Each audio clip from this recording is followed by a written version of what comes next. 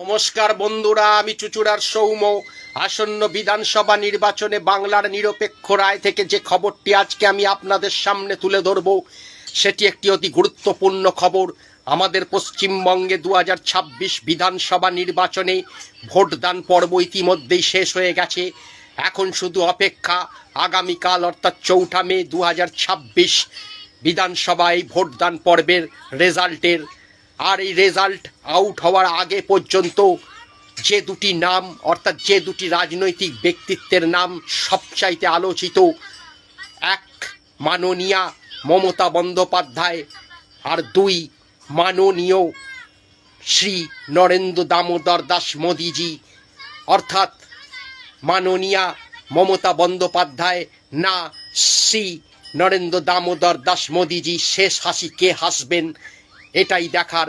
আপনারা কমেন্ট বক্সে জানান শেষ হাসি কে হাসবে, আর শেষ কোন স্লোগানের জয় হবে, জয় বাংলা না জয় শ্রীরাম। কমেন্ট বক্সে অবশ্যই জানিয়ে যান বন্ধুরা।